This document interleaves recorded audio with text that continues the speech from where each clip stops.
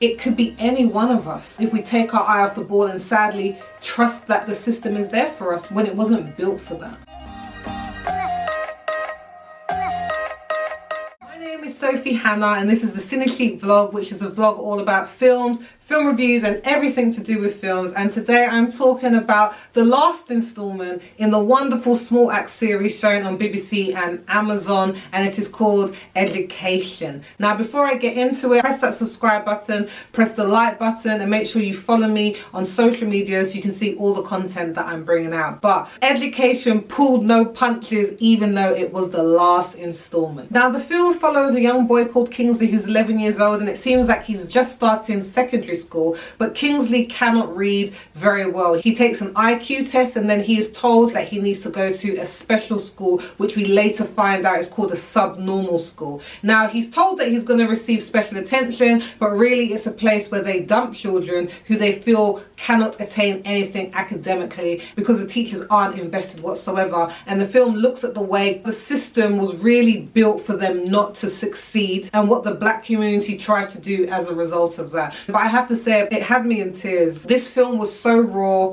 so relevant, painfully relevant, because the statistics are that West Indian children with the United Kingdom are the lowest ranking ethnic minority when it comes to GCSE results. That young black boys are still being excluded at higher rates. That black boys will go to school, be at the same academic level as their white peers, but somehow by the end of their education there is a massive disparity, and it's really a look at the racism that is affecting the education of our community. Now the things that were pros about this film are not the usual typical things that I would say, you know, the light and the camera. It was much more the themes that were discussed, but they were so painful it was really difficult to see them as pros sometimes. So pro number one for me would be, what does it do to a child's confidence when they are constantly told they're unintelligent or they are treated in that manner at school? And in Kingsley, we see what a detrimental effect that it has. When the teachers don't believe in him, when they discipline him harder than the other children, you see that he has a lack of self-belief in himself, and you see this big contrast toward the end, what it means when someone just tells him, you know, you're such an intelligent boy, Kingsley.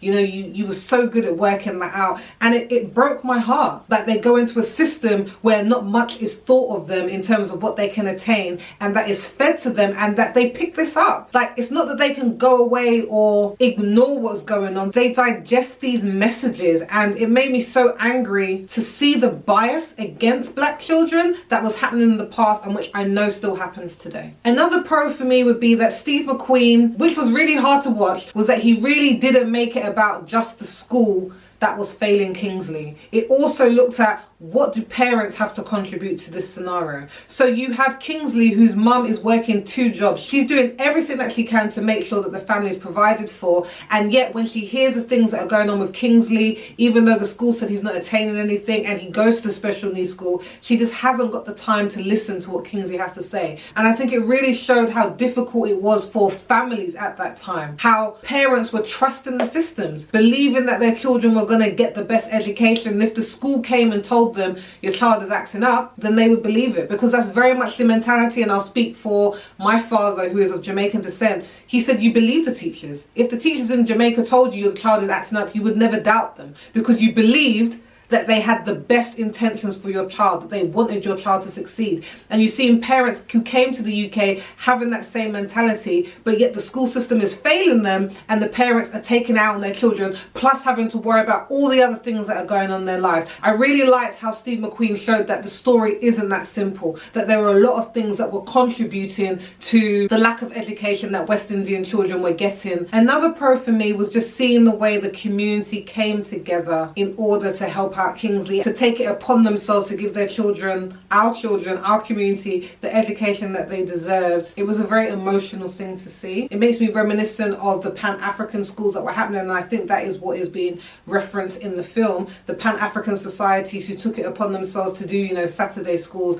and to teach young black children about their past and their heritage. And I think it was so key that the film showed how important it is for children to learn about their own cultures, to learn, especially when they're black, to learn things about themselves and their heritage that isn't slavery. And I have to give a special shout out to Kenya Sandy, who played Kingsley. He was such a great character in this, and this little boy, from the scenes of him crying to him just being in the bathtub and you're just focusing on his face and his emotions, so strong. And a special shout out to Charlene White, who played his mother in this. You liked her, you disliked her, you understood her, you felt for her, you fought with her. She just really made this woman human. Now, in terms of cons, I can only probably think of one, and even this, again, for this entire series, is probably quite small, and it's the fact that this probably wasn't as stylistic as some of the others. So I think, especially with Lovers Rock, you really saw that Steve McQueen was trying to build a feeling, a vibe. So all the films are very different, as I said, on which I'd love, and this film is much more about the story, and we're just really keyed into it. I don't know if I regret him doing this as the last one, because honestly it was so hard hitting. Either I was sitting there with a clenched fist, or I was crying in tears because it just felt so real. And even Steve McQueen, apparently this mirrors part of his story in the education system, just knowing that it could be any one of us if we take our eye off the ball and sadly trust that the system is there for us when it wasn't built for that. I think this was a heavy one to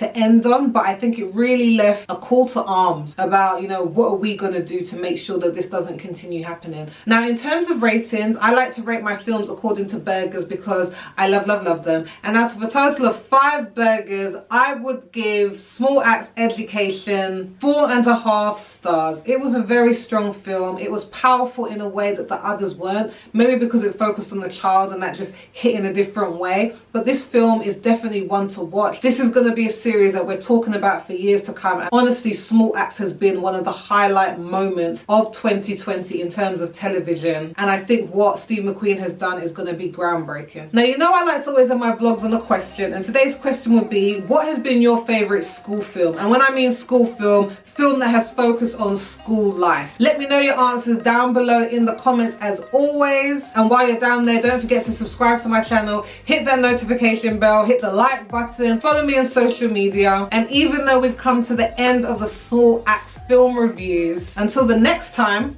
I'll still be seeing you soon.